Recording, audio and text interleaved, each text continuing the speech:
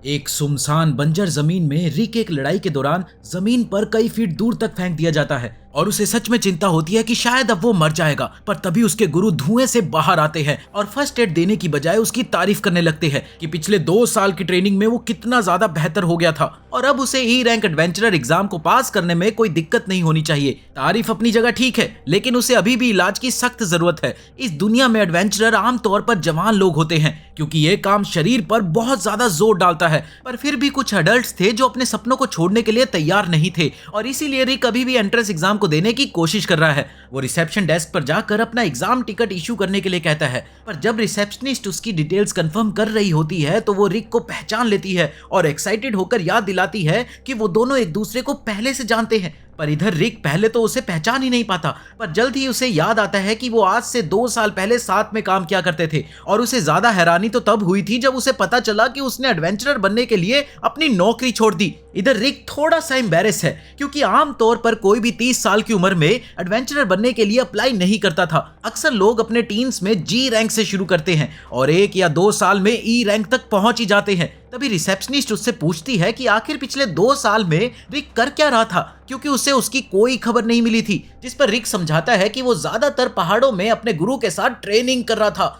तभी एक शराब पिया हुआ आदमी रिसेप्शन डेस्क पर आया और रिसेप्शनिस्ट के साथ फ्लर्ट करने लगा और जब वो मना करती है तो वो आदमी इनकार सुनने को तैयार ही नहीं होता और उस रिसेप्शनिस्ट के साथ बदतमीजी करने लगता है और तभी रिक फैसला करता है कि उसे बीच बचाव करना चाहिए। जिसके बाद उसने उस शराबी को साइड करने के लिए आराम से उसके पेट पर हाथ रखा, लेकिन वो अचानक से बेहोश हो गया। रिसेप्शनिस्ट उस शराबी की वजह से हुई असुविधा के लिए माफी मांगती है, मुझे माफ कर दो। अपना एग्जाम नंबर लेने के बाद रिक बाहर जाता है जहाँ एक मेड रीनेट उसका इंतजार कर रही है जो पूछती है कि क्या रिक का रजिस्ट्रेशन हो गया, जिस पर रिक हामी भरता है और साथ ही उसका इंतजार करने के लिए उसका थैंक यू भी बोलता है और ये कहते हुए वो रीनेट के बड़े बड़े संतरों को घूरने लगता है। लेकिन जैसे ही रीनेट की उस पर नजर पड़ी कि भाई क्या देख रहा है तू, तो रिक ने अचानक से बात बदल दी। अंदर दूसरे एडवेंचरर्स उस हाथ के निशान को देखकर हैरान थे जो उस शराबी के कवच पर छोड़ा गया था और क्योंकि वो कवच मजबूत स्टील का बना है तो जिसने भी ये किया है वो बहुत ही ज्यादा ताकतवर होगा। तभी 2 लोग अंदर आते हैं और उस शराबी को एक तस्वीर से पहचान लेते हैं जो उन्होंने पहले देखी थी।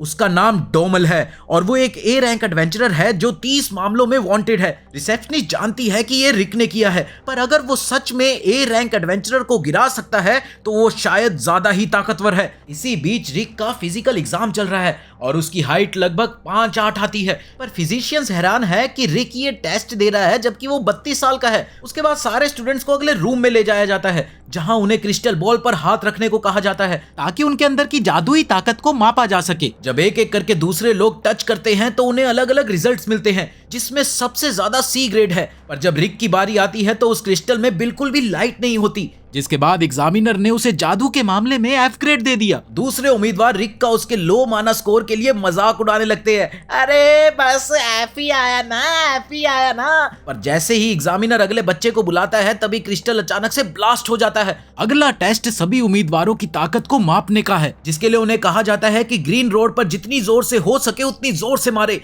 ये एक खास स्लाइम बैग है जो किसी भी हमले को सह सकता है, तो उन्हें इसे खराब करने की चिंता नहीं करनी चाहिए। तभी रिक को याद आया कि उसने एक बार स्लाइम बैग पर प्रैक्टिस की थी और तब उसके मास्टर ने एक घुस्से में गोल्डन स्लाइम बैग को फोड़ डाला और रिक से कहा कि तुझे भी ऐसा ही करना है। रिक को नहीं लगा था कि यह मुमकिन है क्योंकि गोल्डन स्लाइम बैग एक ड्रैगन के दांत जितना मजबूत होता है, पर उसके गुरु ने कहा कि अगर वो एडवेंचरर बनना चाहता है तो ये तो कम से कम करना ही होगा। और जब उसके गुरु ने एक सिंगल मुक्के से उसे आसानी से तोड़ दिया तो रिक भी मोटिवेट हुआ कि जब तक ये टूट ना जाए तब तक ट्रेनिंग करता रहूंगा, चाहे उसे एक दिन में 50,000 बार मुक्के मारने पड़े। पर उसे वो ट्रेनिंग बिल्कुल पसंद नहीं थी। दूसरी ओर सभी उम्मीदवार उस स्लाइम बैग को पूरी ताकत से मारने के लिए लाइन में लग गए। पहले आदमी के लात मारने के बाद अगला उम्मीदवार डैरियर फैमिली का दूसरा बेटा है और अफवाह ये है कि उसका मैजिक सिर्फ 11 साल की उम्र में भी एक सी रैंक एडवेंचरर जितना ताकतवर है। और जब वो लड़का शुरू करता है तो वो हेल फ्लिंग जादू करता है और सब लोग हैरान हो जाते हैं।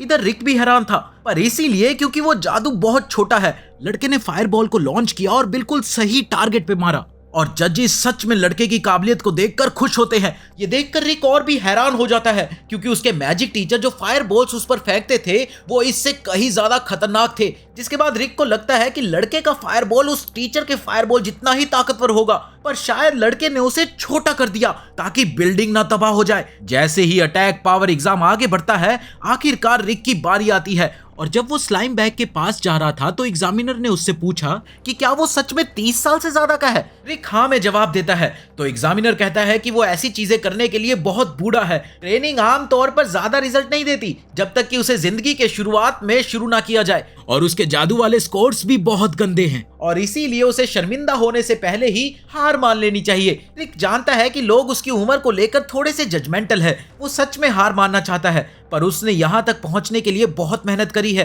ट्रेनिंग के दौरान तब तक स्लाइम बैग्स पर मुक्के मारे हैं जब तक उसके हाथ से खून नहीं निकलने लग गया, और अब टेस्ट में रिक ने इतना जबरदस्त मुक्का मारा कि उस स्लाइम बैग के एक ही बार में चिथड़े उड़ गए। उसका मुक्का तो इतना ज्यादा ताकतवर था कि सामने वाली दीवार तक उड़ गई। ये देखकर सब लोग हक्के बक्के हो गए और रिक भी हक्का बक्का हो गया क्योंकि उसे उम्मीद नहीं थी कि बैग इतना कमजोर होगा। इधर वो लड़का यकीन नहीं कर पा रहा था कि उसने क्या देखा, और वो रिक की कामयाबी से परेशान है क्योंकि आज का दिन उसका था शाइन करने का। लेकिन वो अभी के लिए रिक से हार मान लेता है क्योंकि उसकी खासियत डिफेंसिव मैजिक है, इसीलिए वो अगले टेस्ट में रिक से बेहतर परफॉर्म करेगा। पर जैसे ही अगला टेस्ट शुरू होता है तो वो लड़का हैरान रह जाता है जब रिक फोर्थ नेचर जादू को आसानी से रोक लेता है, जिस पर एग्जामिनर ने रिक की तारीफ की कि भाई तू कर तो बहुत बढ़िया रहा है, लेकिन सिर्फ लेवल 1 जादू का इस्तेमाल क्यों कर रहा है। जिस पर रिक ने कहा कि मुझे तो लेवल 1 वाला ही आता है और यही बहुत है सबके लिए। एग्जामिनर इसे बेइज्जती की तरह ले लेता है और वो अब एक 5th ऑर्डर जादू का इस्तेमाल करने की तैयारी करता है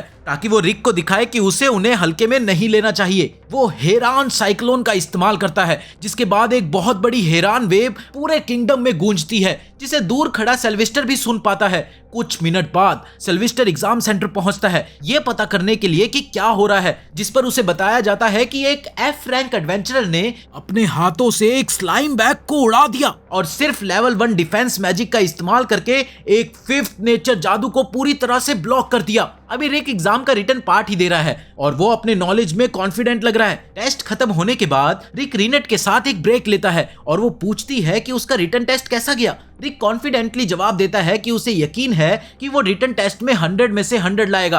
आखिर उसने 14 साल गिल्ड में रिसेप्शनिस्ट के तौर पर काम किया है, तो ऐसा तो कोई भी तरीका नहीं है कि वो फेल हो जाए, पर फिर भी उसे यकीन नहीं है कि उसके ओवरऑल स्कोर्स एग्जाम पास करने के लिए काफी होंगे या नहीं। रीनेट उसे यकीन दिलाती है कि एग्जाम के लिए इतनी ट्रेनिंग करने के बाद सब ठीक होगा, पर तभी पहले वाला लड़का रिक के पास आकर चिल्लाता है आ! रिक को समझ में नहीं आता कि ये सब क्या है, पर असल में फ्रीड इसलिए परेशान था क्योंकि ये दिन उसकी काबिलियत को सबके सामने दिखाने का था, पर रिक ने उससे बेहतर परफॉर्म करके सबका ध्यान छीन लिया। बस वो अब इसके बारे में रो रहा था। रिक कोशिश करता उसे बताने की कि उसका ऐसा कोई इरादा नहीं था भाई, और तब तक फ्रीड की बहन भी वहां पहुंच गई और अपने भाई को रोता देखकर वो तुरंत रिक पर चिल्लाने लगती है। रिक पूछता है कि क्या वो फ्रीड की बहन है, तो वो अपना नाम एंजेलिका ड्यूथ बताती है और फ्रीड तुरंत उसे बताता है कि ये 40 साल का आदमी उसका दिन खराब कर रहा है। रिक को ये बात बुरी लगती है और वो कहता है कि वो सिर्फ 30 का है, लेकिन एंजेलिका और फ्रीड उसे 40 साल का आदमी बुलाते रहते हैं। 40 साल का आदमी, 40 साल का आदमी।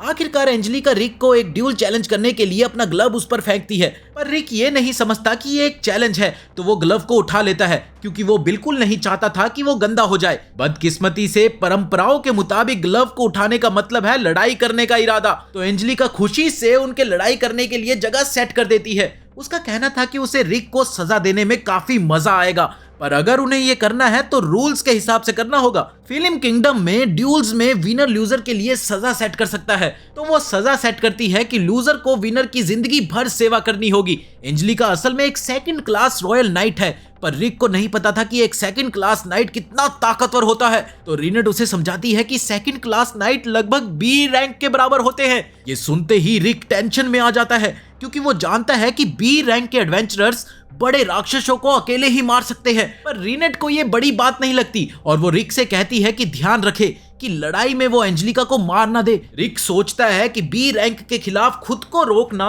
नामुमकिन था, जबकि वो अभी भी F रैंक है क्योंकि उसे अब तक अपनी असली ताकत का कोई अंदाजा नहीं है। तो रीनेट कहती है कि वो अपनी पिछली 2 साल की ट्रेनिंग पर विश्वास करे, बस और कुछ नहीं। अचानक से सारी डरावनी ट्रेनिंग की झलक उसके दिमाग में आ जाती है और वो उल्टी कर देता है। रिक उसे ऐसी टॉर्चर याद दिलाने के लिए रीनेट को कोसता है और वो उसे याद दिलाती है कि अगर वो ये सब सरवाइव कर सकता है तो उसे एंजेलिका को हराने में कोई दिक्कत नहीं होगी और आखिरकार वो कॉन्टिनेंट की सबसे ताकतवर पार्टी का मेंबर है, तो उसे अपने आप पर थोड़ा सा तो विश्वास रखना चाहिए ना। रिक मानता है कि वो सही है और वो बिना डर के एंजेलिका का सामना करने के लिए तैयार हो जाता है। उसे अभी भी नहीं पता था कि वो एक सेकंड क्लास नाइट के खिलाफ कैसे टिक पाएगा, पर अब चिंता करने का कोई फायदा नहीं था। इधर एंजेलिका कॉन्फिडेंट है कि वो रिक से बहुत ज्यादा ताकतवर है और वो वादा करती है कि वो उस पर रहम खाएगी ताकि वो मर ना जाए। बस फिर क्या था, वो अपने हमले को तैयार करने लगती है, जिसके बाद वो ब्लिंक स्टेप इस्तेमाल करके रिक के पास से गुजर जाती है ताकि उसे अपनी स्पीड दिखा सके। उसकी इसी स्पीड ने उसे लाइट स्पीड एंजेलिका का टाइटल भी दिलाया है और इधर रिक सच में हैरान है, पर उस वजह से नहीं जो एंजेलिका सोच रही है। एंजेलिका कहती है कि वो अपने नेक्स्ट हमले से उसे खत्म कर देगी, तो वो फिर से ब्लिंक स्टेप का इस्तेमाल करती है। पर जब वो रिक के पास से आ रही है तो वो यकीन नहीं कर पाता, क्योंकि एंजेलिका बहुत धीरे धीरे आगे बढ़ रही थी और रिक को समझ नहीं आ रहा था कि किस बेवकूफ ने उसे वो टाइटल दिया था, क्योंकि वो उसकी नॉर्मल रनिंग स्पीड से भी स्लो है। रिक आसानी से उसके हमले से बच जाता है और एंजेलिका यकीन नहीं कर पाती, क्योंकि एक एफ रैंक एडवेंचरर के लिए उसकी स्पीड से मैच करना नामुमकिन होना चाहिए था। असल में सिर्फ फर्स्ट क्लास नाइट्स ही उसकी स्पीड का मुकाबला कर पाए थे, तो वो ये मानती थी कि रिक इस बार लकी था।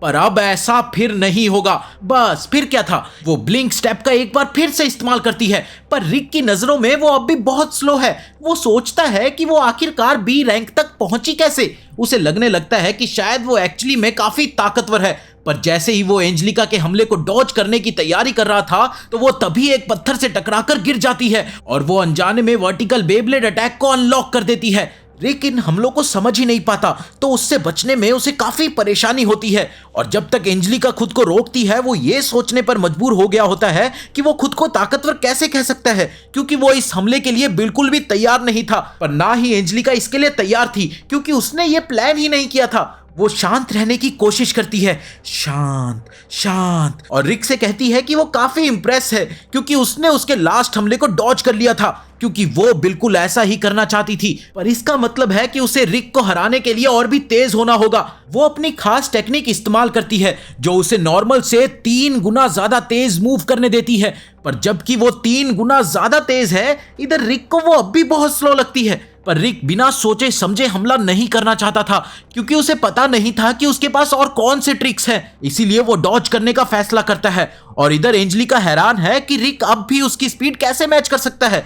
वो अपनी एनर्जी खत्म होने से पहले ये टेक्निक सिर्फ 2 और बार इस्तेमाल कर सकती है, इसीलिए वो अपना सब कुछ लगा देती है और एक आखिरी हमले के लिए जाती है, लेकिन वो फिर से गिर जाती है। इसलिए रिक उसे मुक्के से रोकने की कोशिश करता है और जमीन में एक होल बना देता है। एंजेलिका समझ जाती है कि अगर ये मुक्का उसे लग जाता तो वो मर जाती, इसीलिए वो रिक से डर जाती है और पूछती है कि वो असल में है कौन। ये सुनते ही रिक सिर्फ इतना कहता है कि वो एक पुराना रिसेप्शनिस्ट है जो एडवेंचरर बनना चाहता है। वो एंजेलिका के साथ अपनी लड़ाई कंटिन्यू करने के लिए एक्साइटेड है, इसलिए वो हॉल से बाहर निकलता है, पर एंजेलिका तुरंत सरेंडर कर देती है ताकि वो मर ना जाए। रिक समझ नहीं पाता कि वो गिव अप क्यों कर रही है। बस उसके सरेंडर करने से वो विनर बन जाता है। ये हिप हिप हुर्रे! और एंजेलिका द्वारा सेट की गई सजा के मुताबिक अब उसे अपनी जिंदगी रिक की सेवा में बितानी होगी। एंजेलिका उस सजा के बारे में बिल्कुल भूल गई थी, तो वो जो कर सकती है वही करती है और वो वहां से भाग जाती है।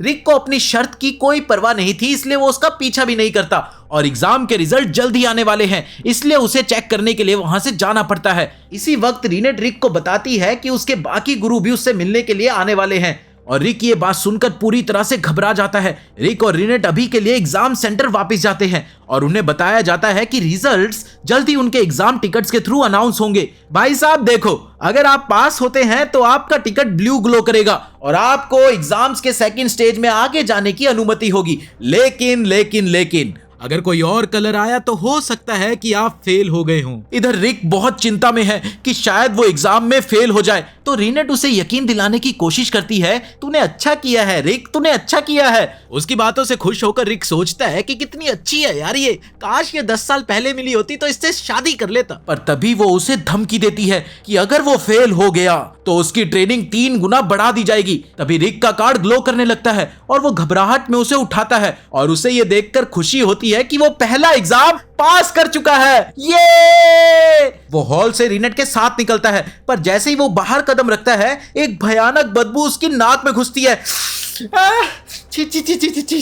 और वो देखता है कि एक अमीर आदमी सीधा रीनेट की तरफ आ रहा है और वो तुरंत अपना परिचय कराता है डायरम्यूट फैमिली के सबसे बड़े बेटे रास्टर डायरम्यूट के रूप में। रिक पहले ही डायरम्यूट फैमिली के 2 मेंबर से लड़ाई कर चुका है, पर इस बार रास्टर रिक के लिए नहीं आया है, वो रीनेट के साथ अपना चांस लेना चाहता है। रिक रास्टर से अपना परिचय कराने की कोशिश करता है, पर रास्टर को एक 30 साल के आदमी से कुछ लेना देना नहीं था, इसीलिए वो वापस रीनेट से बात करने लगता है और कहता है कि वो उसकी पर्सनैलिटी से डीपली प्यार करता है और चाहता है कि रीनेट उसके साथ चले ताकि वो उसकी दूसरी बीवी बन सके। दूसरी बीवी? यहाँ रिक लाइन क्रॉस होती देखकर आगे बढ़ता है क्योंकि वो रीनेट को रास्टर जैसे किसी आदमी के हाथों में नहीं छोड़ सकता, इसलिए वो रीनेट के सामने खड़ा हो जाता है और कहता है कि वो उसकी गर्लफ्रेंड है। रास्टर को अब अपना चांस लेने का कोई हक नहीं था। इसके बाद रास्टर नीचे देखता है और नोटिस करता है कि रिक के हाथ में एग्जाम कार्ड है, जिसका मतलब है कि वो अभी भी F रैंक पर है। अब रास्टर को बहुत मजा आता है ये सोचकर कि रिक जैसा एक बूढ़ा आदमी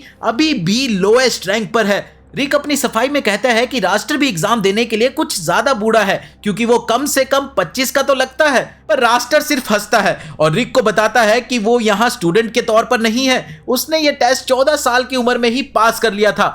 असल में वो एक A रैंक एडवेंचरर है और वो एग्जाम के सेकंड पार्ट के लिए इंस्ट्रक्टर के तौर पर यहाँ है। रिक पर अपना दबदबा बनाने के बाद रास्टर वापस रीनेट की तरफ मुड़ता है और पूछता है कि क्या वो उसके साथ डिनर के लिए जाना चाहेगी, पर रीनेट उसे सीधा सीधा मना कर देती है और कहती है कि वो सिर्फ रिक के साथ जाएगी। पर ये जो तुम्हारा परफ्यूम है ना, इसने मेरी नाक के बाल जला दिए। उसकी ये बात सुनकर रास्टर भड़क गया और वो इस बात को पचा नहीं पा रहा था कि वो रीनेट को अपने साथ नहीं ले जा सकता और वो अब कसम खाता है कि अगर वो रिक के एग्जाम का इंचार्ज बना तो वो उसे जितना हो सके उतना परेशान करेगा और उसके बाद रीनेट उसे प्यार करने लगेगी। सुना तुमने? रास्टर के जाने के बाद रिक प्रार्थना करता है कि उसे एग्जाम के दौरान रास्टर का सामना ना करना पड़े, पर फिर वो देखता है कि रीनेट अब भी उससे चिपकी हुई है और वो शर्माकर पीछे जाता है। वो रीनेट से माफी मांगता है उसे अपनी गर्लफ्रेंड कहने के लिए, पर रीनेट कहती है कि उसे इसके लिए सॉरी बोलने की कोई जरूरत नहीं है क्योंकि उसने रास्टर से छुटकारा पाने के लिए ऐसा किया और इससे उसे बहुत खुशी हुई। इसी बीच रास्टर गुस्से से भरा हुआ है क्योंकि वो रीनेट को अपनी दूसरी बीवी नहीं बना सका। तभी उसके दोनों भाई बहन उसके पास दौड़ कर आते हैं और फ्रीड कहता है कि एक बूढ़ा आदमी एग्जाम के दौरान उसके साथ बदतमीजी कर रहा था, जबकि एंजेलिका शिकायत करती है कि उसी बूढ़े आदमी ने उसे एक ड्यूल में हरा दिया और उसे अपना नौकर बनाना चाहा, जबकि उसने ही बैट शुरू की थी।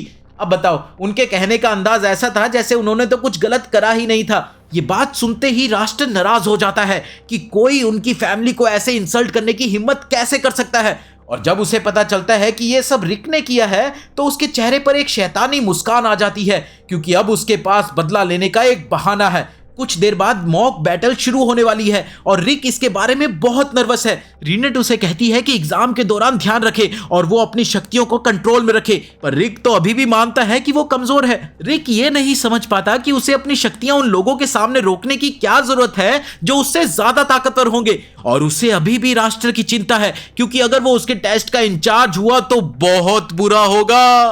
तभी रिक और रीनेट की मुलाकात एक आदमी से होती है जिसका नाम लैंक्स है और वो कहता है कि वो रिक के एग्जाम का इंचार्ज होगा और रिक तुरंत खुशी मनाता है क्योंकि अब उसे एक चिंता कम है। लैंक्स आगे कहता है कि वो हैरान है कि रिक इस उम्र में एडवेंचरर बनने के लिए नौकरी छोड़ रहा है, पर वो इसे बुरा नहीं कहता, बल्कि उसके लिए तो ये अभी भी इंस्पायरिंग है कि रिक अभी भी अपने सपनों के लिए मेहनत कर रहा है और वो इस बात से खुद को रिलेट कर सकता है क्योंकि उनकी उम्र लगभग सेम ही है। लैंक्स ने 24 साल की उम्र में ही एडवेंचरर बनना शुरू किया था, पर पिछले 20 सालों में वो सिर्फ B रैंक तक ही पहुंच पाया है, पर अगर वो अपने गोल्स अचीव करना चाहता है तो उसे A रैंक तक पहुंचना होगा। रिक को इतनी मेहनत करता देखकर उसे भी मोटिवेशन मिली है कि वो अपना बेस्ट दे और वो अपकमिंग मॉक बैटल में रिक को टेस्ट करने के लिए एक्साइटेड है, पर वो उस पर आसानी नहीं करेगा। और कॉर्नर में हम देखते हैं कि रास्टर छिपा हुआ है। रिक से मिलने के बाद जब लैंग सीढ़ियों से नीचे जा रहा था तभी रास्टर उसके पीछे आ जाता है एक ऑफर के साथ जो कि एक धमकी भी है। इसी वक्त रिक और रीनेट लॉकर रूम में वेट कर रहे हैं और रिक अब पहले से काफी बेटर मूड में है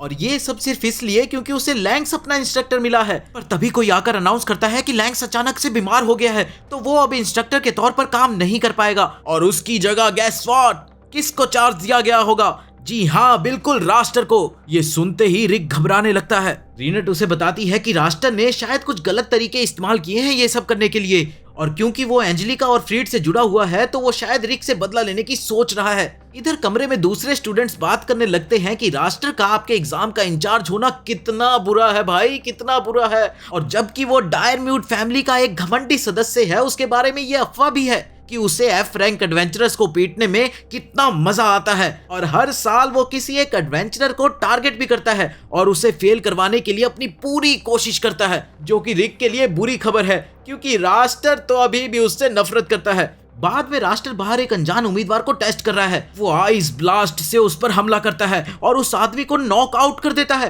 पर जब वो उसे कमजोर कहकर उसका मजाक उड़ा रहा था तभी अचानक से उसे एलीट ग्रुप का एक मैसेज आया। इसी बीच रिक अंदर इधर उधर घूम रहा है क्योंकि अब उसकी बारी आने वाली है और उसे नहीं पता कि वो रास्टर का सामना कैसे करेगा। रिनेट को समझ नहीं आ रहा था कि आखिर ये किस बात को लेकर इतनी टेंशन में है, क्योंकि उसे सिर्फ राष्ट्र को हराना है। पर रिक सोचता है कि राष्ट्र को हराना नामुमकिन है क्योंकि वो ए रैंक एडवेंचरर है, जबकि रिक तो एफ रैंक का है। वो मानता है कि अगर वो राष्ट्र का सामना करेगा तो वो मर जाएगा, पर अगर वो पीछे हटेगा तो उसकी ट्रेनिंग 3 गुना आगे बढ़ जाएगी। बस इसके बाद रिनेट रिक के सामने आती है और पूछती है कि क्या उसे अपनी स्किल्स पर सच में विश्वास नहीं है। वो काफी गंभीरता से मानता है कि वो एक अधूरा एडवेंचरर है क्योंकि उसने जिंदगी में बहुत देर से ये नौकरी बदली थी और लोग उसे हमेशा कहते थे कि वो इसके लिए बहुत बूढ़ा है। लेकिन रिनेट ने उसे समझाया कि दूसरों की बात सुनकर उसे अपने कॉन्फिडेंस को नहीं हिलाना चाहिए, चाहे रिक खुद पर विश्वास करे ना करे, पर वो करती है। उसने रिक को अपने भरोसे पर भरोसा करने को कहा कि जब मैं बोल रही हूँ ना तू जीतेगा तो तू जीतेगा। रिक उसकी बातों के लिए थैंक यू बोलता है और कहता है कि अब वो ज्यादा कॉन्फिडेंट फील कर रहा है। तभी एक नकाबपोश लड़का रिक के पास आता है और उसे फ्री में भविष्य बताने का ऑफर करता है। साथ ही वो कहता है कि इसमें कुछ भी झूठ नहीं है, जबकि ये सब बहुत अजीब सा है। रिक फिर भी फैसला करता है कि वो इसके साथ जाएगा, पर जैसे ही रिक बैठता है रिनेट चेयर पर एक जादुई सर्कल देखती है तो वो रिक को सावधान करने की कोशिश करती है कि ये एक चाल है, पर इसमें वो देरी कर देती है और रिक तुरंत टेलीपोर्ट हो जाता है। उसके बाद लड़का अपना नकाब हटाता है और दिखाता है कि वो असल में फ्रीड है और वो खुश है कि वो रिक को अपने जाल में फंसाने के लिए कामयाब रहा। पर उसे खुद को टेलीपोर्ट करने का प्लान बनाना चाहिए था क्योंकि रिनेट बहुत गुस्से में है और उसे कॉलर से पकड़कर दीवार में छेद कर देती है। वो फ्रीड से पूछती है कि रिक को कहां टेलीपोर्ट किया गया है, लेकिन फ्रीड पहले तो बताने से मना कर देता है। पर जब रिनेट उसकी पलकें काटने की धमकी देती है तो फ्रीड बताता है कि उसका टेलीपोर्टेशन मैजिक किसी को ज्यादा से ज्यादा 100 मीटर तक ही भेज सकता है, तो रिक अभी भी आसपास ही है। इसी बीच रिक ट्रेनिंग सेंटर के पीछे रिवर पर पहुंच जाता है और उसे समझ नहीं आता कि वो यहाँ कैसे आया।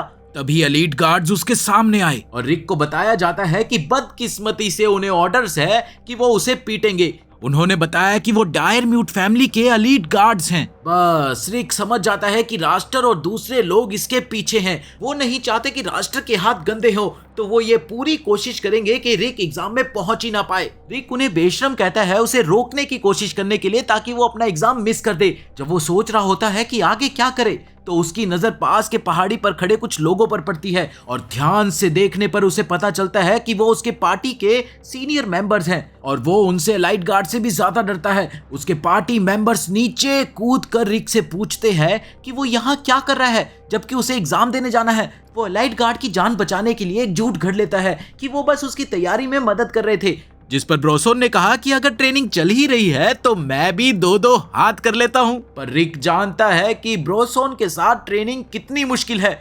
इसके बाद उसने एलीट गार्ड के लीडर को चेतावनी देते हुए कहा कि भाई प्लीज यहाँ से चले जाओ अगर अपनी जान प्यारी है तो, वरना उनकी जान खतरे में है। लीडर उसे सीरियसली नहीं लेता और अपनी टीम को ब्रोसन को मारने के लिए कहता है, पर जैसे ही उनमें से एक ब्रोसन के सर पर तलवार से वार करता है तलवार के टुकड़े टुकड़े हो जाते हैं और ब्रोसन बस वहां खड़ा रहता है। ये देखकर वो उस आदमी की तारीफ करता है कि उसने अपने शरीर को अच्छे से मजबूत किया है। अब आदमी गुस्से में उस पर मुक्के से हमला करने का फैसला करता है, लेकिन ये तो अपनी ही मौत को इनविटेशन दे रहा है क्योंकि ब्रोसन उसका हाथ पकड़कर उसे इतना दबा देता है कि वो नीला हो जाता है।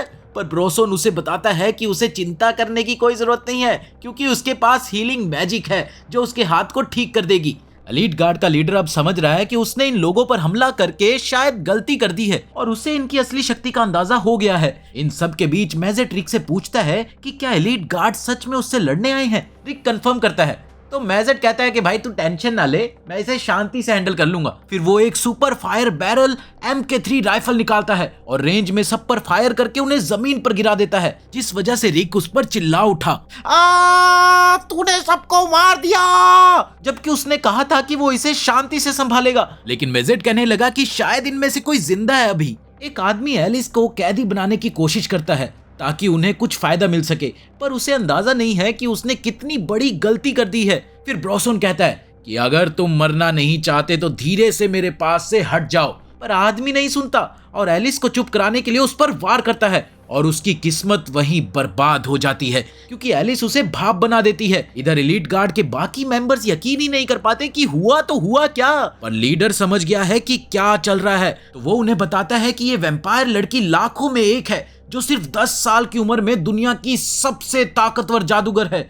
मेजेट एक बोना है जो इतना स्किल्ड है कि वो ऐसी टेक्नोलॉजी बना सकता है जो किसी ने पहले नहीं देखी। ब्रॉसन एक ऑर्क है जिसके पास अविश्वसनीय शक्ति और बुद्धि है, यानी कि दिमाग है। ये सब S रैंक एडवेंचरर्स है, मतलब इनके पास आम सोच से परे शक्ति है। और इसके ऊपर ये सब एक ऐसी पार्टी का हिस्सा है जिसमें सिर्फ S रैंक एडवेंचरर्स है। लीडर ने कभी नहीं सोचा था कि वो ऐसे ताकतवर लोगों को खुद देख पाएगा, तो अब जब देख ही लिया है तो वो स्मार्ट काम करता है। वो तुरंत एलीट गार्ड्स की नौकरी छोड़ देता है कि भैया अगर जान रही तो और पैसे कमा लेंगे, पर जो लोग नहीं भागे उन्हें एलिस से डील करना पड़ा। तो रिक बस उनकी चीखों को नजरअंदाज करके अपने एग्जाम पर फोकस करने की कोशिश करता है। इसके बाद रिक वापस रिनेट के पास पहुंचता है जब वो फ्रीड से निपट चुकी होती है और जल्द ही उन्हें लैंक्स मिलता है जो बुरी तरह से पीटा गया है भाई, बुरी तरह से। पहले रास्टर ने लिंक्स को कोने में लिया और उससे पूछा कि तेरा सपना क्या है, और जब लिंक्स ने जवाब दिया कि वो अपने गांव के बच्चों के लिए एक स्कूल बनाना चाहता है, तो रास्टर ने कहा कि उन बच्चों को भूल जाओ और उसके सपने देखने की हिम्मत करने के लिए ही उसे पीट दिया। रास्टर ने वैसे ये सब रिक तक पहुंचने के लिए किया और रिक इस पर बहुत गुस्सा है।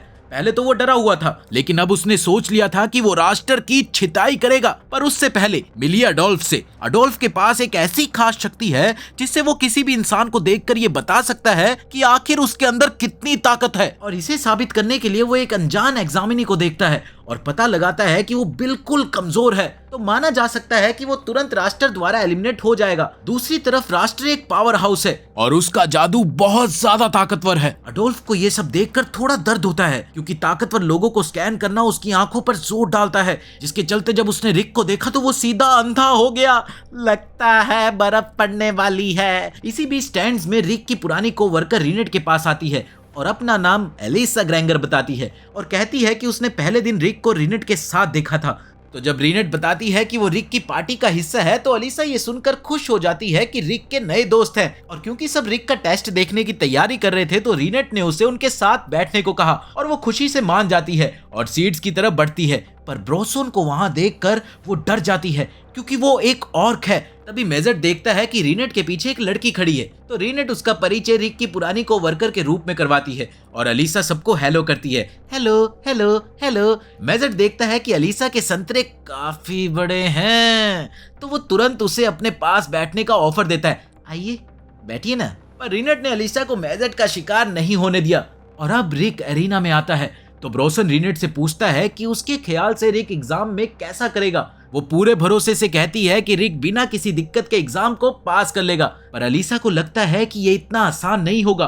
वो कहती है कि रास्टर एक ए रैंक एडवेंचरर है और वो ई रैंक एडवेंचरर्स को बुरी तरह से पीटने के लिए जाना जाता है, पर अगर रास्टर सिर्फ ए रैंक है तो ब्रोसन को ये यकीन है कि रिक को कोई दिक्कत नहीं होगी। अब लड़ाई शुरू होने वाली है। इधर एंजेलिका और फ्रेड जो कि बुरी तरह से जख्मी है, रिक को सबक सिखाने के लिए चीयर्स करते हैं और रास्टर का भी इरादा यही है। उसे नहीं पता था कि रिक उन लोगों से कैसे बच गया जो उससे पीटने वाले थे, पर वो लोग उसके जितने ताकतवर नहीं थे। रिक रास्टर से पूछता है कि वो एडवेंचरर क्यों बना और रास्टर जवाब देता है कि उसने ये सिर्फ स्टेटस के लिए किया था, क्योंकि जब तक उसके पास हाई रैंक है वो नए खिलाड़ियों को मजे के लिए पीट सकता है। अगर उसकी वजह इतनी खोखली है तो रिक कहता है कि वो किसी भी हालत में उससे हार नहीं मानने वाला। रास्टर लेवल 1 आइस जादू रिक पर फायर करके शुरू करता है और जानबूझकर मिस करता है, पर रिक 1 इंच भी नहीं हिलता। वो रिक का मजाक उड़ाता है कि वो डर के मारे जम गया है, पर असली वजह यह है कि रीनेट ने उसे सलाह दी थी कि लड़ाई के 1 मिनट पहले वो अपने आप को शांत करे और रास्टर की मूवमेंट्स को देखे। रास्टर इस बार सच में हमला करने की तैयारी कर रहा है। वो रिक पर एक लेवल 3 फायर जादू कास्ट करता है और रिक रास्टर द्वारा इतनी जल्दी जादू कास्ट करने से इम्प्रेस्ड है, पर उसे ऑब्जर्व करते रहना है, इसलिए वो डॉज नहीं कर सकता। बस फिर क्या था, फायर ब्लास्ट सीधा रिक को हिट करता है। इधर एलिसा को रिक की चिंता होने लगती है, लेकिन रिक बिल्कुल ठीक होता है। ब्रोस्टन एलिसा को बताता है कि रिक इतना ताकतवर है कि ऐसा ब्लास्ट उसका कुछ नहीं बिगाड़ सकता। उसने समझाया कि अगर जादू में किसी को कामयाब बनना है तो छोटी उम्र से ही ट्रेनिंग करनी पड़ेगी, वरना उस कैटेगरी में ग्रोथ की कोई उम्मीद नहीं होती। ज्यादा से ज्यादा कोई 20 साल तक सीख सकता है, लेकिन क्योंकि रिक ने तो अपनी ट्रेनिंग ही लगभग 30 साल की उम्र में शुरू की थी, तो वो जादू में तो एकदम नल्ला ही है, लेकिन उसने बाकी हर चीज में जबरदस्त ट्रेनिंग की है। ब्रोसन ने उसकी फिजिकल ताकत ट्रेन की और रिक को ऐसी चीजें करवाई जैसे कि गांव के बीच भागना, पर 900 किलो वजन के साथ, और जहरीले सांप उसका पीछा करते थे।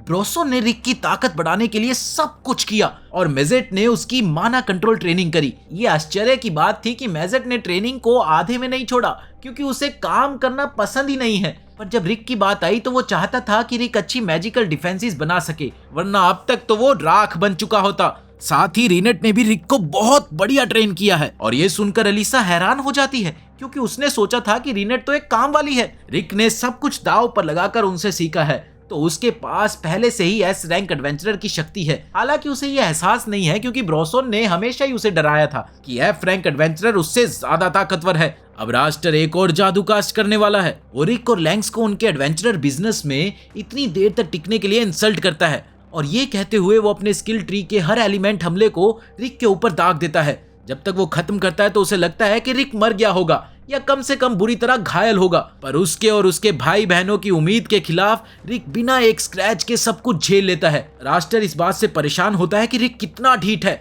तो वो फैसला करता है कि अब वो रिक को अपने हाथों से खत्म करेगा। इसीलिए वो अपने हाथों और पैरों पर एक मजबूत जादू कास्ट करता है और रिक पर हमला करने के लिए दौड़ता है। और जैसे ही रास्टर ने रिक को पहला मुक्का मारने की कोशिश की, तो रिक ने बड़ी ही आसानी से उसे रोक दिया और रास्टर को पीछे उड़ा दिया। उसने कभी भी अपनी पावर को बेहतर करने का समय नहीं दिया, ना ही उसकी कोशिश की, तो उसके पास रिक से ज्यादा पोटेंशियल है। लेकिन रिक ने बहुत मेहनत की है, और वो नेचुरली टैलेंटेड चाहे ना हो, लेकिन अपनी मेहनत के बल पर वो किसी को भी उखाड़ कर फेंक देगा। रास्टर रिक के कामयाब काउंटर मुक्के को एक तुक्का मानता है। एक तो यार ये ताकतवर लोग ना जल्दी विश्वास ही नहीं करते किसी चीज पर, इसीलिए अब वो सीरियस होकर रिक को हराने के लिए एक फुल ताकतवर जादू कास्ट करेगा। पर जादू दिखता चाहे कितना भी खतरनाक हो, रिक उसे एक हाथ से ब्लॉक कर लेता है और रास्टर के नाकामयाब जादू के लिए उसका मजाक उड़ाता है। अलीसा समझ नहीं पाती कि रिक अपनी लो मना कैपेसिटी के साथ इतने हाई लेवल जादू को कैसे ब्लॉक कर सकता है।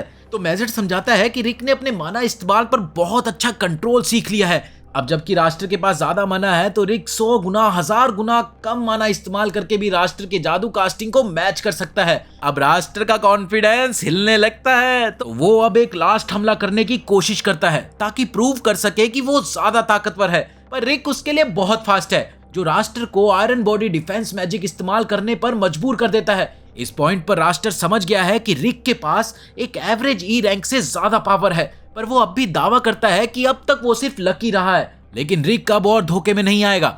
वो जानता है कि अब तक सब उसकी शक्ति का नतीजा है, और इसके ऊपर रिक ने अब तक कोई भी ताकतवर मैजिक का इस्तेमाल नहीं किया, लेकिन फिर भी वो राष्ट्र को ओवर पावर कर रहा है। राष्ट्र समझ जाता है कि वो अब इससे और धोखा नहीं कर सकता, इसलिए वो रिक से पूछता है, भाई तू इतना ताकतवर कैसे बन गया? तेरे पास तो जादुई शक्तियां बहुत ही ज्यादा कम है। पर रिक को ये बेइज्जती लगती है कि रास्टर ये सोचता है कि उसने कोई चालाकी इस्तेमाल की है। रिक बताना शुरू करता है कि उसे ड्रैगन्स के बीच में फेंक दिया गया था, और जब तक उसने उन्हें हरा नहीं दिया तब तक उसे निकलने नहीं दिया गया। उसे बहुत ताकतवर एक्सप्लोजन से बार बार उड़ाया गया, और फिर उसे राक्षस गू के तालाब से तैरने के लिए मजबूर किया गया जब तक कि वो उसमें डूबने नहीं लगा। अलीसा यकीन नहीं कर पाती कि रिक ये सब झेल गया, पर असल में रिक ये सब झेल नहीं पाया था। वो कई बार मरने की कगार पर था, लेकिन ब्रोसोन का हीलिंग मैजिक बहुत ज्यादा ताकतवर है। बस उसे जल्दी से अप्लाई कर लेना चाहिए। अब चाहे रिक कितनी भी बार क्यों ना मर जाए, वो हमेशा उसे वापस जिंदा ले आते थे, और इसी तरह उसने अपनी फिजिकल लिमिटेशंस को एक्सीड किया। तो अगर मेजेट ने ट्रेनिंग के लिए उसे क्लिफ से धक्का दे दिया और वो मर गया, तो वो बस ब्रोसोन को बुला लेते थे उसे हील करने के लिए। ऐसा ही एलिस की ट्रेनिंग और रीनेट की ट्रेनिंग के साथ हुआ, जिससे कई लाइफ एंडिंग इंजरीज हुई। रास्टर इन सब पर यकीन नहीं करता, क्योंकि अगर रिक के पास ऐसा कोई तरीका है भी ऐसी खतरनाक ट्रेनिंग करने का, तो उसके पास ऐसी क्या वजह होगी कि वो अपने आप को नर्क से गुजारे। रिक कहता है कि उसका सपना है कि वो दुनिया के सबसे ताकतवर राक्षस केसर एलपी को मार दे। ये बात सुनते ही रास्टर उस पर हंसने लगता है, क्योंकि उसके ख्याल से वो राक्षस सिर्फ एक पुरानी कहानी है, पर असल में वो राक्षस सच में है और ऑर्कलम पार्टी का मकसद ही उसे एक दिन खत्म करना है। इधर रास्टर नहीं मानता कि वो राक्षस है और वो रिक को बच्चों की कहानी पर विश्वास करने के लिए बेवकूफ कहता है, पर रिक को फर्क नहीं पड़ता कि रास्टर उस पर विश्वास नहीं करता, क्योंकि उसके मिशन का उससे कोई लेना देना नहीं है। अब रास्टर रिक की कहानियां सुनने से तंग आ चुका है। वो कहता है कि अब वो इस लड़ाई को एक बार में ही खत्म करेगा और एक लेवल 7 बाइंडिंग जादू इस्तेमाल करके रिक को जगह पर रोक लेता है। फिर वो अपने सबसे ताकतवर जादू का चैंट शुरू करता है, लेवल 8 इद्रिस एल्विन मैक। इससे रास्टर को लगता है कि उसने लड़ाई जीत ली है, क्योंकि रिक इस ताकतवर जादू को ओवरपावर नहीं कर पाएगा। पर रिक एक लेवल 1 एयर शॉट चार्ज करने लगता है लड़ाई बैक करने के लिए। रास्टर उस पर हंसता है और कहता है कि लेवल 1 जादू उसके लेवल 8 जादू को कभी नहीं हरा सकता। लेकिन फिर भी रिक बिल्कुल कॉन्फिडेंट है कि उसका एयर शॉट रास्टर के वाइन मैक को हरा देगा, क्योंकि रास्टर ने यह जादू बहुत कम बार इस्तेमाल किया है और उसने इसे उसकी अटमोस्ट कैपेबिलिटीज तक रिफाइन नहीं किया है। दूसरी तरफ रिक ने अपने एयर शॉट को 100 मिलियन बार इस्तेमाल किया है और उसने ये सीख लिया है कि उसका फुल पोटेंशियल कैसे अनलीश किया जाए। कोई भी रिक के इस दावे पर यकीन नहीं करता कि उसने 2 साल में ये जादू 100 मिलियन बार इस्तेमाल किया है, क्योंकि ये फिजिकली इम्पॉसिबल है। पर ब्रोसन अलीसा को यकीन दिलाता है कि रिक सच बोल रहा है। रास्टर अब भी नहीं मानता। वो रिक को जमीन में दबाने के लिए तैयार हो जाता है और जैसे ही रास्टर मुक्का मारने वाला था, रिक ने अपने हाथों और पैरों की हथकड़ियों को तोड़ दिया, जिसके बाद वो रास्टर से सीधे तौर पर टकराया। रास्टर को यकीन है कि अब उसने ये लड़ाई जीत ली है, लेकिन अब उसका जादू रिक की ताकत के सामने टूटने लगता है। जब रिक ने थोड़ी और जान लगाई तो वो रास्टर को स्टैंड्स में दूर तक फेंक देता है। काफी लोग यकीन नहीं कर पाते कि उन्होंने क्या देखा। एक F रैंक एडवेंचरर ने A रैंक को हरा दिया। हालांकि रिक के दोस्त इस नतीजे की पूरी उम्मीद कर रहे थे। रिक लॉकर रूम में वापस आता है और दूसरे लोग उससे मिलने जाते हैं और उसकी लड़ाई जीतने पर उसे बधाई देते हैं। बधाई हो रिक, बधाई हो। खासकर अलीसा, जो उसकी शक्ति से बहुत हैरान थी। रिक आखिर समझता है कि वो सच में बहुत ताकतवर है और उसे नहीं पता था कि उसने ये पहले क्यों नहीं रियलाइज किया। पर वो अपने दोस्तों को इतनी अच्छी ट्रेनिंग देने के लिए थैंक यू बोलता है। थैंक यू आप सबका। वो कहते हैं कि इतना फॉर्मली थैंक यू बोलने की कोई जरूरत नहीं है, बल्कि इसके बजाय तो उन्हें सबको बार में जाकर सेलिब्रेट करना चाहिए।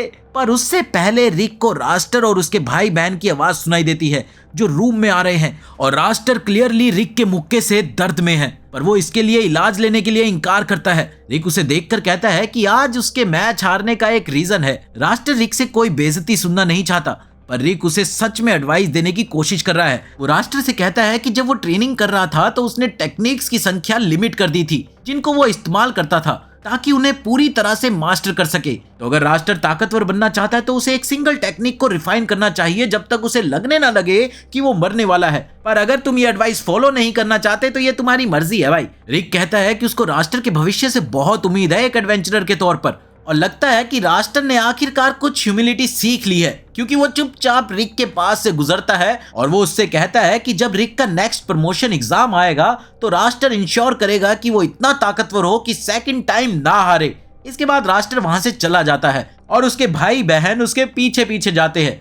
पर जाने से पहले एंजलिका अपना सर झुकाकर रिक से उसको परेशान करने के लिए माफी मांगती है और फिर वो रास्टर को बाहर ले जाती है। उसके बाद E rank exams officially conclude हो गए हैं, तो उन उम्मीदवारों के लिए अनाउंसमेंट की जाती है जो पास हुए हैं। जैसे ही नंबर्स बुलाए जाते हैं तो रिक अपना नंबर सुनने का इंतजार करता है और इसी बीच दूसरे लोग उसके लिए पहले ही पार्टी शुरू कर देते हैं, क्योंकि उन्हें यकीन है कि उसके फेल होने का कोई चांस नहीं है। रिक अपना एग्जाम पास कर लेता है, पर वो इस पर उतना ज्यादा खुश नहीं दिखता जितना रीनेट उम्मीद कर रही थी, और इसका रीजन ये है कि उसके पास सोचने के लिए बहुत कुछ है। रिक अपने बचपन के समय को याद करता है जब उसने एक बुक पढ़ी थी जिसमें एक हीरो अल्टीमेट राक्षस केसियर अल्पी से लड़ रहा था, पर आखिरकार वो हीरो उसे हरा नहीं पाया। ये वो पल था जब रिक ने पहली बार डिसाइड किया था कि वो एक एडवेंचरर बनना चाहता है, बिल्कुल उसके स्टोरी बुक वाले हीरो की तरह। पर उसकी माँ इस बात से बिल्कुल खुश नहीं थी कि वो एडवेंचरर बनना चाहता है, क्योंकि ये काम काफी डेंजरस है।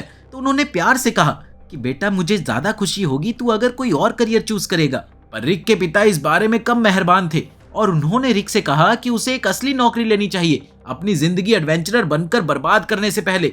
एक दिन चेकअप के बाद रिक को उसके फिजिशियन ने बधाई दी कि उसके पास एक पैदाइशी खूबी है, पर रिक इस बात को मान नहीं पाता क्योंकि पैदाइशी खूबी होना एक बहुत ही रेयर बात है। पर डॉक्टर ने याद दिलाया कि पैदाइशी खूबी ऐसी चीजें नहीं है जो मेहनत से जाग सकती है, उसे इस क्षमता को इस्तेमाल करने में समय लगेगा। पर रिक अब भी बहुत खुश है क्योंकि इससे वो एक कामयाब एडवेंचरर बनकर अपने पेरेंट्स को बता सकता है। अगले दिन रिक उठकर अपने दोस्तों को बताता है कि उसके पास एक खूबी है और जब वो उसे इस्तेमाल करेगा तो ये बहुत अमेजिंग होगा। पर दिन जल्दी ही हफ्तों से महीनों में बदल गए और आखिरकार रिक को ये एक्सेप्ट करना पड़ा कि शायद वो अपनी पैदाइशी खूबी को कभी जगा ही नहीं पाएगा। उसके दोस्त उसके प्रति काफी सिंपैथी रखते थे और रिक को फिर भी एडवेंचरर बनने के लिए कोशिश करने के लिए प्रोत्साहित करते थे क्योंकि ज्यादातर एडवेंचरर्स के पास खूबी नहीं होती। साथ ही एडवेंचरर्स बहुत पैसा कमाते हैं, तो ये बुरी नौकरी नहीं है। पर रिक एडवेंचरर पैसों के लिए नहीं बल्कि हीरो यमातो की तरह बनना चाहता था और अब क्योंकि उसकी खूबी जाग नहीं रही थी इसलिए वो कभी टॉप का एडवेंचरर नहीं बन पाएगा। इसलिए उसने रिसेप्शनिस्ट के तौर पर एक आम सी नौकरी ले ली। रिक अपने पेरेंट्स को अपने डिसीजन के बारे में बताता है और वो खुशी से झूम उठते हैं ये सुनकर कि रिक ने आखिर अपने सपनों को छोड़ दिया है और एक नॉर्मल आदमी की तरह एक नौकरी करने के लिए तैयार है। अगले कुछ साल रिक रिसेप्शनिस्ट जॉब की ट्रेनिंग में गुजार देता है और कई एडवेंचरर्स को अपने सपने जीते हुए देखता है। समय के साथ साथ रिक रियलिटी से और ज्यादा दूर हो जाता है जब तक कि वो अपनी मामूली जिंदगी को एक्सेप्ट नहीं कर लेता और अपने दोस्तों और परिवारों के साथ वक्त बिताने में खुशी नहीं ढूंढ लेता। एक दिन अपनी पुरानी बुक्स देखते हुए उसे यमातो की लेजेंडरी एडवेंचरर्स वाली स्टोरी बुक मिलती है, पर अब तक वो उसके लिए सिर्फ एक पुरानी फेरी टेल थी जिस पर वो पहले विश्वास किया करता था। अगले दिन रिक काम पर जाता है और अलीसा अभी अभी हायर हुई होती है। वो सारे पेपर वर्क से काफी परेशान दिखाई दे रही है। रिक उसकी मदद करने के लिए आगे आता है और उसे याद दिलाता है कि सीखने के प्रोसेस में जल्दी करने की कोई जरूरत नहीं है क्योंकि वो जल्द ही सब समझ जाएगी।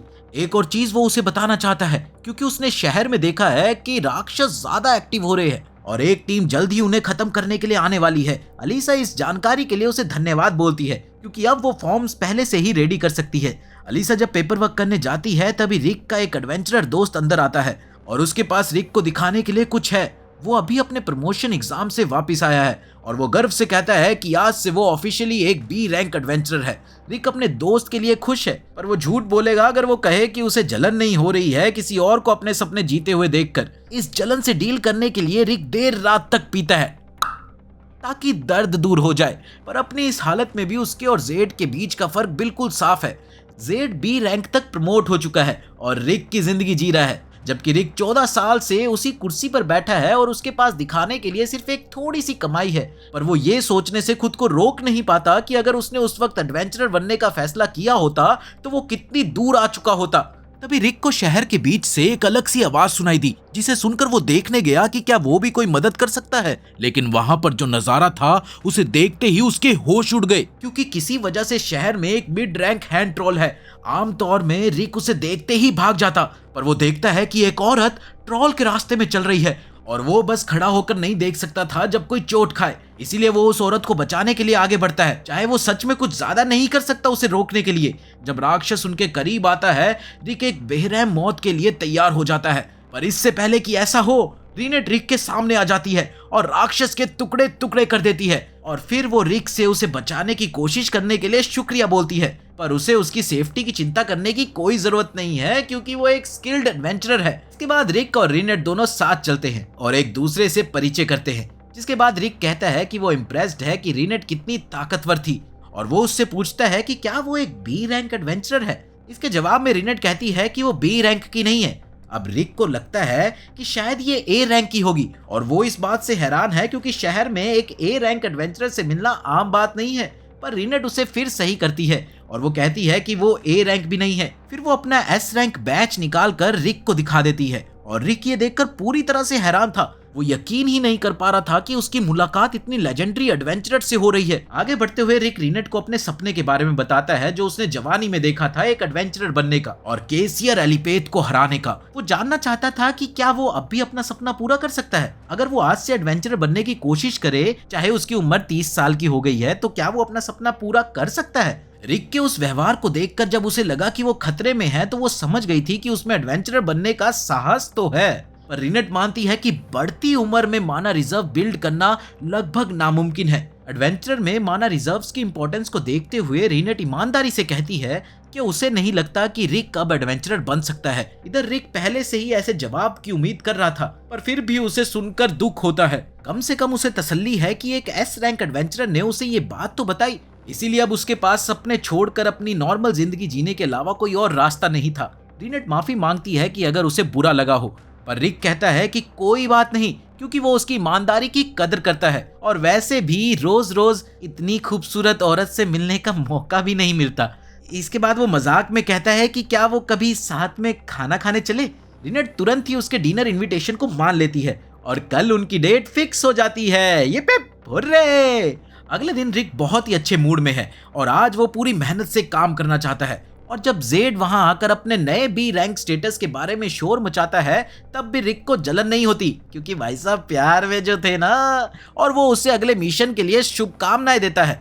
दिन के अंत में रिक खुशी से रास्ते पर चलता हुआ रिनेट से मिलने जा रहा है और दिल में थोड़ी सी उम्मीद भी है कि अगर डेट बढ़िया रही तो हो सकता है कि गर्लफ्रेंड बन जाए भाई की। पर तभी उसे लोगों की चीखें सुनाई देती है, राक्षसों ने हमला कर दिया, बचाओ बचाओ। इसलिए बदकिस्मती से उसके डेट प्लान्स खराब हो जाते हैं, क्योंकि रिनेट को उसके आसपास ही मिलना था। रिक सोचता है कि शायद वो राक्षसों से लड़ रही होगी, इसलिए जल्दी से वो उसकी खबर लेने के लिए दौड़ता है। रिनेट खुद तो ठीक लग रही है, पर बहुत सारे राक्षस आ रहे हैं। वो रिक को पीछे रहने को कहती है और जब तक वो उनसे लड़ रही है, इसलिए रिक भी उसे अपना काम करने देता है। कुछ देर बाद मैदान में 100 से भी ज्यादा राक्षसों के टुकड़े बिखरे होते हैं और रिनेट को देखकर लगता है कि उसने अभी वार्म अप भी नहीं किया। पर अचानक से उसे कुछ ऐसा महसूस होता है जो रिनेट को उसके परिवार की मौत की याद दिला देता है और उसका ट्रॉमा उसे घुटनों पर गिरा देता है। फिर एक राक्षस उसी वक्त आ जाता है जब रिनेट पैनिक अटैक से गुजर रही थी और रिक के पास उसकी रक्षा करने के लिए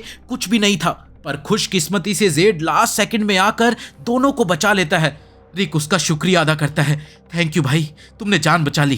पर उसे ये नहीं पता था कि जेड वहां पहले से क्या कर रहा था। तभी 2 और एडवेंचरर्स वहां मदद करने के लिए आ जाते हैं और जबकि वो लोग यहाँ पर है तो रिक को अपनी डेट को सुरक्षित जगह पर ले जाना चाहिए जब तक कि वो राक्षसों से निपट लेते हैं। जब एडवेंचरर्स राक्षसों से लड़ रहे होते हैं तो रिक को एहसास होता है कि वो अब भी उनसे जलन महसूस करता है और जलन होगी भी। जब रिनेट थोड़ी सी संभल जाती है तो वो रिक को चेतावनी देती है कि यहाँ उसके लिए खतरा है। रिक उसे तसल्ली देने की कोशिश करता है कि बी रैंक एडवेंचरर्स है ना, बाकी राक्षसों को वो हैंडल कर लेंगे। पर रिनेट कहती है कि वो इतने ताकतवर नहीं है कि जो आने वाले हैं वो उसे हैंडल कर सके। वो बताती है कि आसपास एक ड्रैगन है और वो उससे लड़ नहीं सकती अपने सालों के ट्रॉमा के कारण, जिससे उसके शरीर में जादू का कंट्रोल ही खत्म हो जाता है जब भी वो उस ड्रैगन को महसूस करती है। रिक को यकीन ही नहीं होता कि एक ड्रैगन यहाँ तक आ सकता है, पर अगले ही पल कुछ उनके ऊपर से उड़ता है और जब रिक ऊपर देखता है तो उसे ड्रैगन दिखता है जिसके बारे में रिनेट बात कर रही थी। एक ह्यूमन टाउन में ड्रैगन का आना अजीब है। ड्रैगन से लड़ने के बारे में रूल्स बहुत साफ थे। रूल्स में लिखा हुआ था कि अगर कोई एडवेंचरर जिसका रैंक ए से नीचे है उसे ड्रैगन पर पहले हमला नहीं करना। पर एक जादूगर डर जाता है और वही करता है जो रूल्स कहते हैं कि नहीं करना चाहिए। उनमें से कोई भी ड्रैगन से लड़ नहीं सकता था, तो जेड सबको भागने को कहता है। पर जब वो लोग भागने की कोशिश करते हैं तो अपने आप को ड्रैगन के बैरियर में फंसा पाते हैं। सबको लगता है कि ड्रैगन अब किसी को भी जिंदा नहीं छोड़ने वाला और उनके पास उसके खिलाफ कोई चांस नहीं है। पर रिक सीधा ड्रैगन के पास चलने लगता है। जेड उसे रोकने की कोशिश करता है, अबे रिक पागल हो गया है क्या, मत जा ड्रैगन के पास। पर रिक सोचता है कि अगर उसे वैसे भी मरना ही है तो क्यों ना मौत का सामना सीधा सीधा करे और एक एडवेंचरर की तरह मरे। रिक सोचता था कि अपने सपनों को छोड़कर उससे अच्छा लगेगा, पर अब भी उसके अंदर उस सपने की आग जल रही है। वो एक पत्थर उठाकर ड्रैगन पर फेंकता है, पर उसे कुछ भी नहीं होता। रिक की बहादुरी दूसरे एडवेंचरर्स को भी बहुत मोटिवेट करती है। सब लोग अपने हमले ड्रैगन पर डालना शुरू कर देते हैं, पर उस ड्रैगन को ज्यादा फर्क नहीं पड़ता।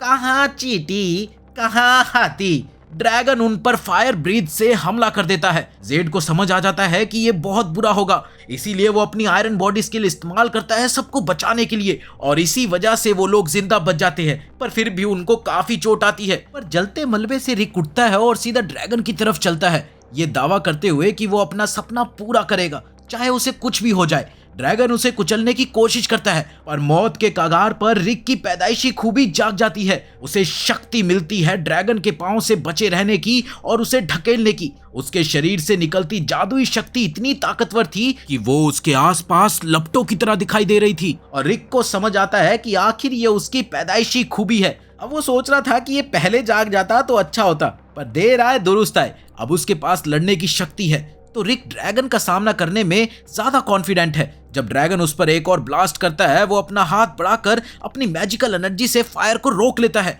जिसके बाद उसने जबरदस्त मुक्का मारते हुए ड्रैगन के शरीर में छेद ही कर दिया, जिसका मतलब ये था कि रिक के एक ही वार से वो ड्रैगन खत्म हो गया। ये एनीमे आगे और भी ज्यादा इंटरेस्टिंग हो जाता है, तो अगर नेक्स्ट पार्ट चाहिए तो कमेंट कर देना। मिलते हैं अगली वीडियो में।